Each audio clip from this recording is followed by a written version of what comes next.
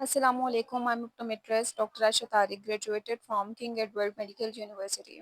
आपने अक्सर देखा होगा कि हमारी आंख पे इस तरह से एक मास्क आ जाता है जिसे आम ज़बान में नखूना कहा जाता है। नखूना को मेडिकल टर्म में टेरिशियम कहते हैं।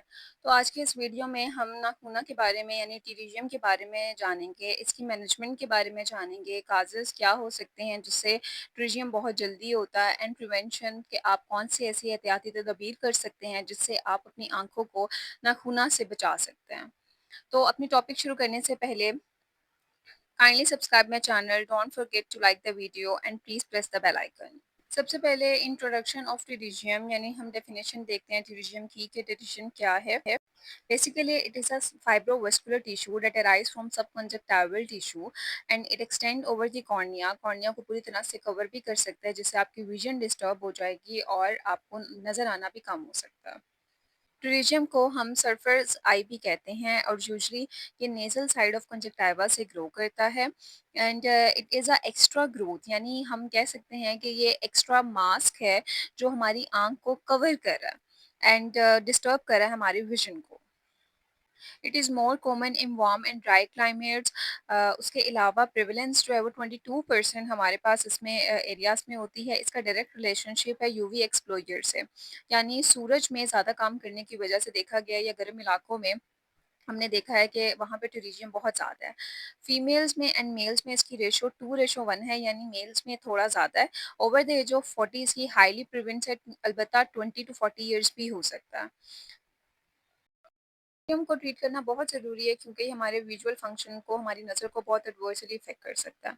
फिर हम जानते हैं द काजेज़, जैसे हमने पहले कहा कि वार्म एनवायरनमेंट में एंड जो सन एक्सप्लोयर है उनके काज जो है वो इसका मेन रीज़न है। तो ये उन पेशेंट्स में बहुत ज़्यादा होंगे जो आउटडोर काम करते हैं, वेल्डर्स में इनकी जो है वो रेशो ज़्यादा हो सकती हैं and as compare to man womens में थोड़े कम होते हैं, जैसे हमने पहले देखा 2:1 था। And usually age more than 40 में इसके चांसेस ज़्यादा हो जाते हैं। तो अगर आपकी एज मोर देन 40 है और आप आउटडोर एक्टिविटीज़ बहुत ज़्यादा करते हैं या आपका सन एक्सपोज़र बहुत ज़्यादा है, तो मोर चांसेस एंड हैं कि आपको ये हो सकता है। उसके अलावा ड्राई एनवायरनमेंट्स में फॉर एग्ज़ाम्पल अगर हम नूरपुर थल की बात करें, तो उन एरिया में भी इसके चांसेस बहुत ज़्यादा हो सकते हैं। यूवी रेज़ एक्चुअली में बाउमेंट्स मेम्ब्रेन में बायोलॉजिकल चेंजेस काज़ करते हैं जिसकी वजह से आगे ट्रिजियम हो सकता है। This is a simple chart जिसमें बताया गया है कि किस तरह से सन एक्सप्लोयर एंड सूरज हमारी टियर फिल्म प्रोडक्शन को डिस्टर्ब करता है और इसके साथ डिफरेंट बायोलॉजिकल चेंजेस होने की वजह से कैसे टेरिजियम फॉर्म होता है। आगे हम देखते हैं कि पिंगुला से भी इन्फ्लेमेशन होकर टेरिजियम हो सकता है। पिंगुला क्या है, हम इसी वीडियो में आगे जानते हैं। फिर हम जानते हैं the stages of pterygium. Pterygium के कितने स्टेजेस हैं? बेसिकली इसके 5 स्टेजेस हैं।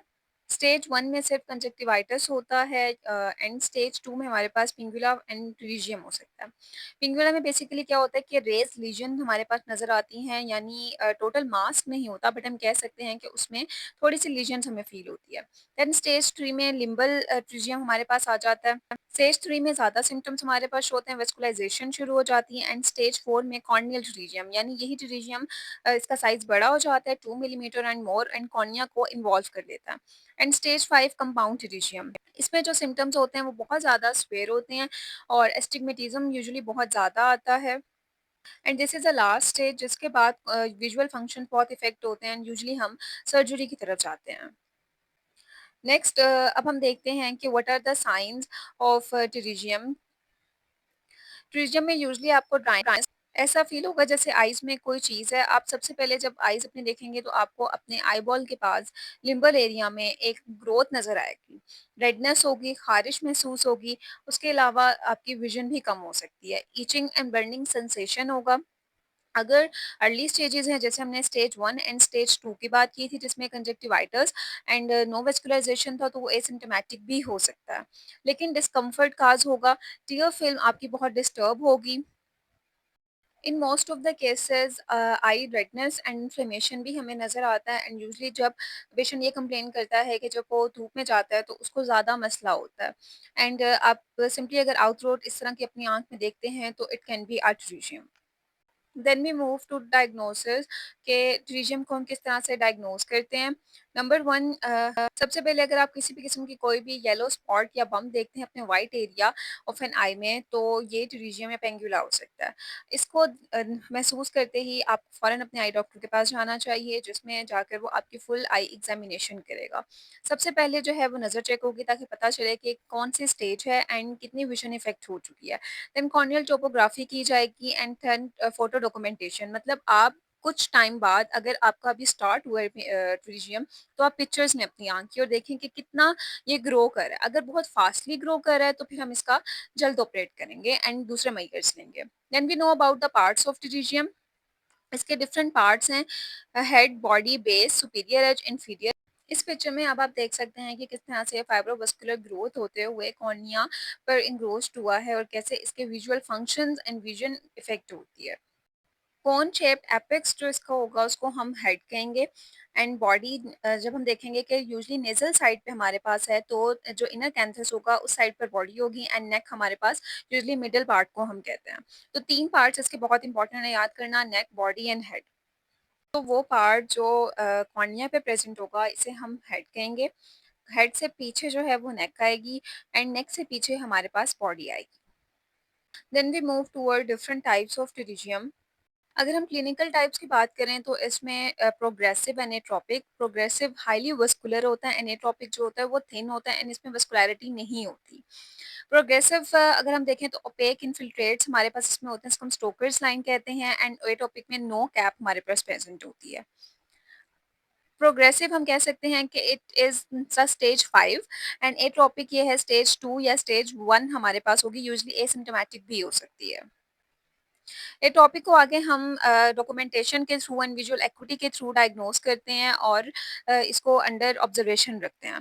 ये स्टोकर्स लाइन है जो यूजुअली प्रोग्रेसिव में फॉर्म होती है। It is highly vascular and encroached the cornea. Pterygium usually nasal side पे फॉर्म होता है बट टेम्पोरल साइड पे भी फॉर्म हो सकता है एंड दोनों साइड पे भी फॉर्म हो सकता है। इसके अलावा कुछ अदर टाइप्स भी हैं, जैसे हमने कहा कि डबल टूरिज्म भी हो सकता है, रिकरेंट टूरिज्म भी होता है, सूडो टूरिज्म भी होता है एंड मैलिग्नेंट टूरिज्म भी होता है। मैलिग्नेंट टूरिज्म यूजुअली रेयर है, वैसे टूरिज्म में नॉन मैलिग्नेंट फाइब्रोवास्कुलर ग्रोथ है, लेकिन it can be malignant with restriction of extraocular muscles. This is the picture of double pterygium जिसने दोनों तरफ से कॉर्निया को कवर किया है एंड विजुअल विजन बहुत बुरी तरह से इसमें इफेक्ट हुई हुई है। पहले हमने टाइप्स पढ़ी थी अकॉर्डिंग टू सिम्पटम्स, अब हम टाइप पढ़ते हैं कि उसने कॉर्निया को कितना कवर किया हुआ है। अगर वो लेस देन 2 मिलीमीटर है तो type 1, 4 millimetre of cornea involve तो टाइप 2 एंड 3 मिलीमीटर में मोर देन 4 अगर कॉर्निया को पूरी तरह से कवर किया, विजुअल एक्सेस इसमें इन्वॉल्व हो गए तो वो टाइप 3 टेरिजियम कहलाएगा। देन डिफरेंशियल डायग्नोसिस के हम टेरिजियम को दूसरी डायग्नोसिस से कैसे डिफरेंट कर सकते हैं। फॉर एग्जांपल जैसे हमने कहा सूडो टेरिजियम। सूडोटेरिजियम में यूजुअली क्या होता है कि इसका एपेक्स जो होता है वो कॉर्निया में होता है, जिससे प्रॉप जो है वो अंडर बीनीथ पास कर सकता है, लेकिन टेरिजियम जो होता है उसने पूरा कॉर्निया को कवर किया होता है थ्रू आउट इट्स लेंथ। उसके अलावा पिंगुला एंड टेरिजियम भी डिफरेंट होता है। पिंगुला में यूजुअली एक येलो स्पॉट फॉर्म होता है, एसिम्प्टोमेटिक होता है बट टीयर फिल्म को डिस्टर्ब कर सकता है, जबकि टेरिजियम जो है ये फ्लैशी, मतलब कि फाइब्रोवास्कुलर ग्रोथ है विद ब्लड ब्लड ये कॉर्निया पे स्टॉर्ट होता है और टुवर्ड्स द सेंटर जो है वो ग्रो करता है, astigmatism and vision loss cause कर सकता है।